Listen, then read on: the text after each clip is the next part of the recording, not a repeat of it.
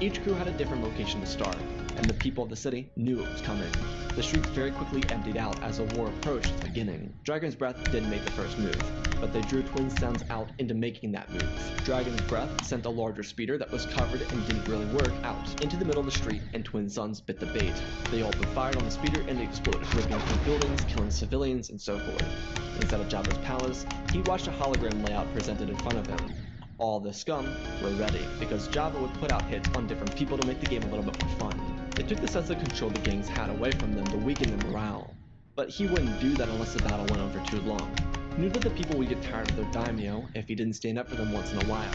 Jabba could very easily wipe out both gangs if he wanted, but no one knew that.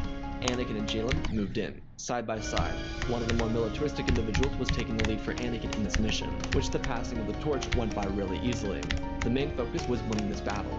The streets began to fill with blaster fire as the crews found each other. Dragon's Breath took an early lead, and the explosion at the beginning really helped with that, though they needed to hold that advantage. Jalen broke off for Anakin as he led a group of elite fighters down a different path. They were going to ambush the Twin Suns on the far side. Anakin was fighting behind doors and alleyways, ducking in and out and using his amazing shot to lay down cover and fire. He was fighting with fire in his eyes. In his first test of battle, he rose to the moment. The killing that he was so afraid of had vanished. He was seeing nothing but red in this moment, chasing the victory that he believed he deserved. As the fighting intensified, men around him started to drop, and he was quickly becoming surrounded. Dragon's Breath had become arrogant with their stance as the most elite gang in the city, and Twin Suns were making them pay for it. Because Skywalker was ambidextrous when it came to using pistols, mostly in part with Jalen, he quickly got to work using two pistols and shooting down the opposition threats. He was locked down in the corner with the Twin Suns ganging up on him, until a rocket launched past him and crushed into a building, setting it ablaze. A number of civilians died in the blast. It was a shot that came from the Twin Suns, a misfire. He turned around and shot the rocket man as he let another pistol go and it slammed down into position right in front of him.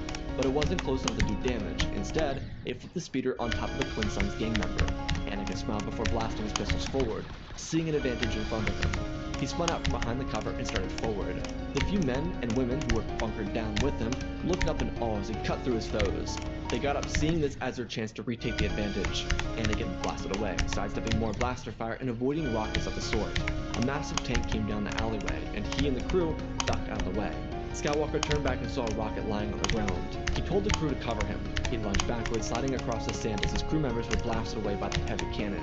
He grabbed the rocket and launched it forward. It was a perfect shot, slipping right down the barrel of the cannon and forcing the tank to explode. Inside Jabba's palace,